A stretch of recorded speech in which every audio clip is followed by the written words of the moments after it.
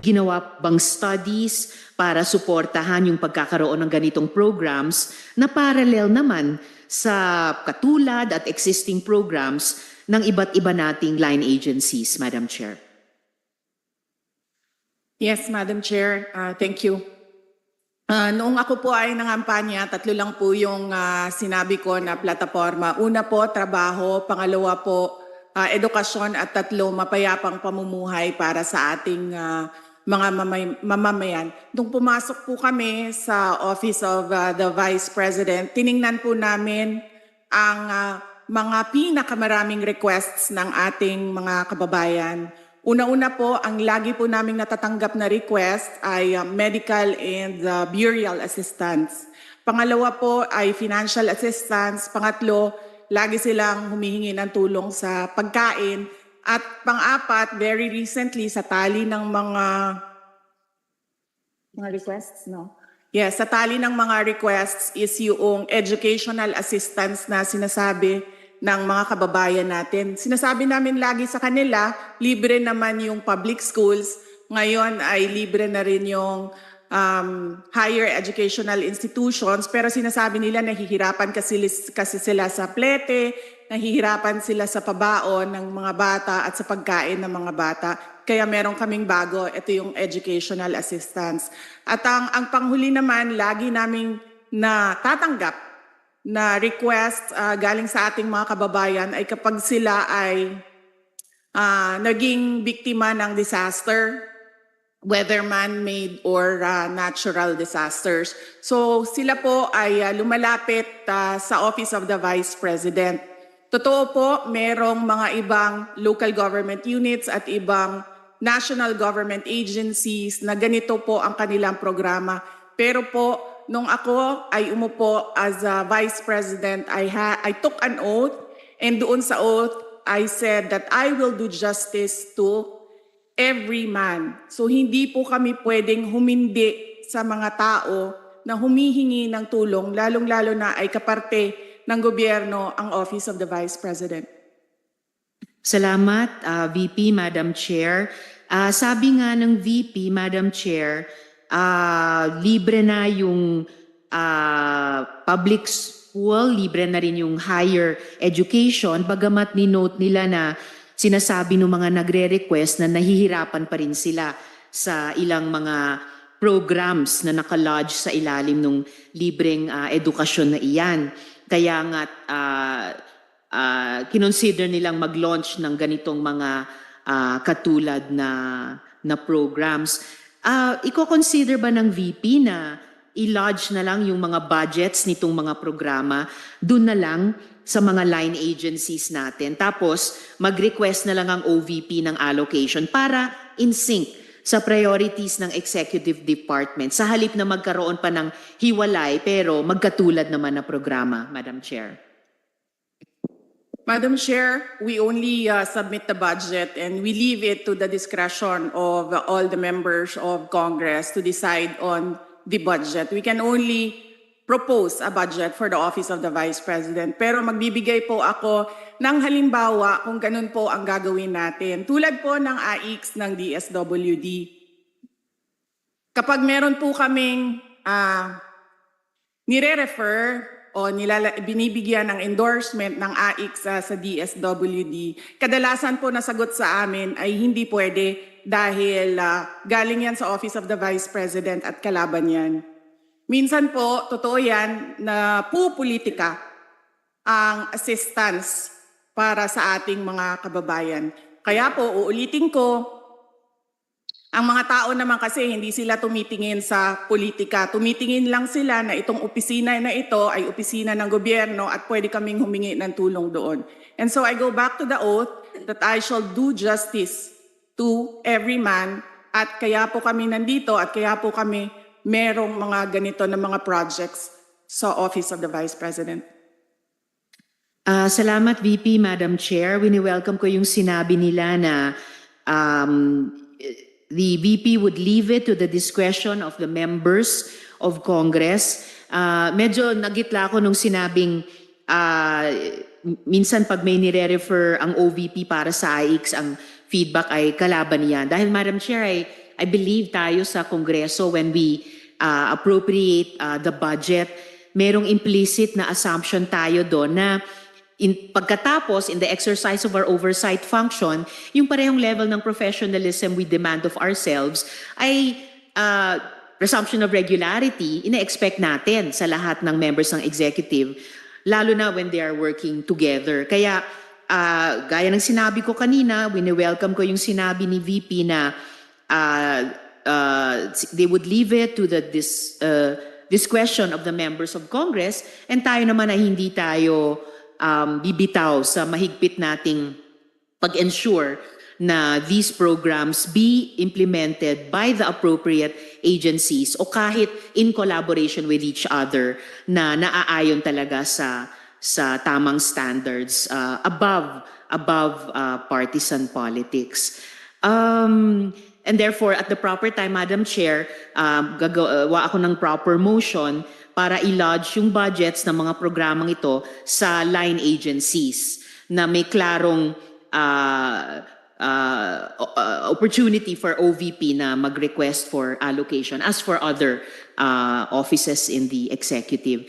Yung huling tanong ko sa ngayon, Madam Chair, for 2025, one of the OVP's programs, Pagbabago Campaign, 1 Million Learners Entries, involves the provision of bags to 1 million learners in remote communities while initiating tree planting activities. This gets an appropriation of 100 million pesos. Part of this campaign is an allocation of 10 million pesos for the distribution of Isang Kaibigan books, a children's book authored by the VP. Pwede po bang sabihin ni VP sa atin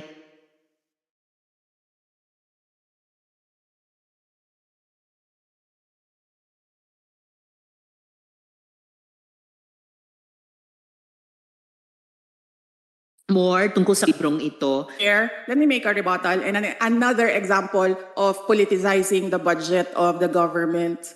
Ito pong sinabi ni Senator Risa Ontiveros na at the proper time she'll make a motion to lodge the budget, the requested budget of the OVP to the other agencies.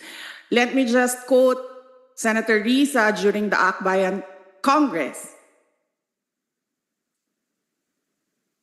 Alam ko po na ang daming kalat ni Duterte na hirap tayong linisin. Ang kadiliman noong panahon niya ay talaga namang nanuot sa ating lipunan para mansa na napakahirap tanggalin. At habang ang anak niya ay may kapangyarihan pa, hindi magiging madali ang ating laban.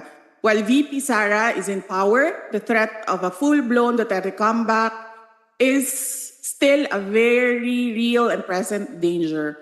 For one, they are supported by one major superpower, China. So that is an example of politicizing the budget of the government. May we request, Madam Chair, that Senator Risa Ontiveros repeat the last question. I will certainly, if you request, Madam Chair, repeat my question dahil walang kinalaman sa kasasabi lang ng VP ngayon. Alam nating lahat na miyembro ng iba't ibang partido, yung speeches natin sa ating mga kamiyembro sa mga party congresses ay hiwalay na event dito sa budget debates. So, I really take exception dun sa sinabi ni VP na rebuttal iyan dahil halimbawa ito sa politicizing. In fact, wala akong tinanong tungkol sa China o kahit sino pa mang ibang bansa dito sa budget hearing na to. I am asking about yung national budget na ipapasa natin sa Kongreso para sa bansang Pilipinas sa taong 2025. At ang pangalawang at huling tanong ko sa ngayon, before I make at the proper time propose an amendment which may or may not be accepted by the chair and by the colleagues para nga mas i-align ang mga kaperahan natin lalo na't masikip ang fiscal space natin dun sa mga appropriate programs sa appropriate agencies na malayang-malaya ang OVP makipag-partner sa kanila tulad ng sino pang opisina sa executive. Ang tanong ko po ay ilang mga libro ng Isang Kaibigan ay bibilihin at i-distribute at ano, if the VP could tell us more about the contents ng librong ito. Madam Chair. Madam Chair, The book is not for sale. We only pay for the publication of the book. And we will send Senator Antiveros a copy so that she will know what is the content of the book. Oh, this question is not only for me, Madam Chair, para sa mga kasama dito sa budget hearing. Baka ilang araw pa bago mapadala at mabasa ko, which I certainly will. But I am asking a question bilang isang mambabatas sa head of agency ng isang opisina sa executive dito sa budget hearing na to. Simpleng tanong. Tell us more about the book, Isang Kaibigan, at ilang kopya nito ang bibilihin ng gobyerno sa halagang 10 milyong piso at i-distribute sa kasama ng mga bags sa 1 million learners sa remote communities, Madam Chair. Madam Chair, this is an example of politicizing the budget hearing through the questions of a senator. Ang problema niya kasi, nakalagay yung pangalan ko doon sa libro. At yung libro na yan, ibibigay namin doon sa mga bata. At yung mga bata na yan, may mga magulang na boboto. At yung pangalan ko ay nagkalat doon sa kung saan man ibibigay yung libro. Madam Chair, we commit to send tomorrow everyone in this room a copy of the book. Madam Chair, hindi ko maintindihan yung ugali ng ating resource person. It is a simple question. Paulit-ulit na this is politicizing. Ang VP ang nagbanggit ng salitang boboto. Wala akong sinabing boboto. I'm simply asking, hindi ko ma-imagine we're making so much trouble, so much fuss about a 10 million peso item na itinatanong ko lang simpleng, what is the book about? At ilang kopya ang bibilihin ng gobyerno sa halagang 10 milyong piso at i-distribute. I don't appreciate this kind of attitude, Madam Chair. Usually, ang resource persons natin ay nagbibigay ng parehong institutional courtesy sa legislature na ibinibigay natin sa executive. I don't appreciate this kind of attitude. Tolentino, do you have Madam Chair? Madam Chair. Yes, Madam Chair. Hindi ko rin maintindihan ang ugali ni Senator Risa Ontiveros. And I do not appreciate, ano yung sinabi niya? I do not appreciate this kind of behavior and attitude. Madam Chair, noong 2016, tumatakbo si Senator Risa Ontiveros na senator, nakailang talo na siya. So, Dalawa, Madam Chair. okay, dalawa. Natatakot siya sa pangatlong talo niya, kaya pumunta siya sa Davao. Humingi siya ng tulong. Tinulungan siya ng isang kagawad ng Davao na ngayon hindi na siya sinusuportahan. Humingi siya ng tulong sa akin, thinking na hindi mananalo si President Rodrigo Duterte. Kinausap niya ako ng kinausap doon sa law office ko sa Davao City. Sabi ko sa kanya, o sige, tutulungan kita. Chinika niya ako ng chinika. Tapos umalis siya. Siyempre, hindi naman siya tumutulong kay Pangulong Duterte. Hindi din totoo yung sinabi ko na tutulungan kita. Tinext niya ako. Pwede ba akong mag-follow up sa hinihingi kong tulong sa boto dyan sa Davao City? So sabi ko sa kanya, okay, sige. So, tinawagan ko at sinabihan ko at pinakiusapan ko ng pinakiusapan si former Congressman Milen Garcia. Sabi ko sa kanya, Kong, tulungan mo ito. Bigyan mo na lang ng ilang barangay mo at ilang mga leaders mo. Ayaw pa siya tulungan ni former Congressman Milen Garcia. Pinakiusapan ko ulit, Kong, please tulungan mo na lang. Nanalo na siya at nung nanalo siya, anong ginawa niya? Siya ang pinakaunang umatake kay President Rodrigo Duterte. Anong tawag sa ugaling ganito?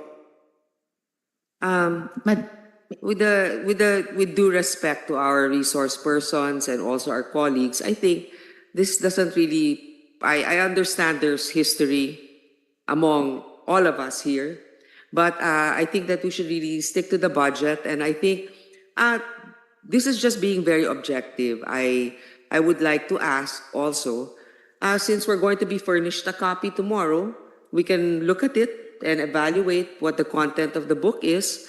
But maybe just a general, we won't ask line by line, ano ba yung libro na yan? But tell me, is it for good manners and right conduct? That's fine.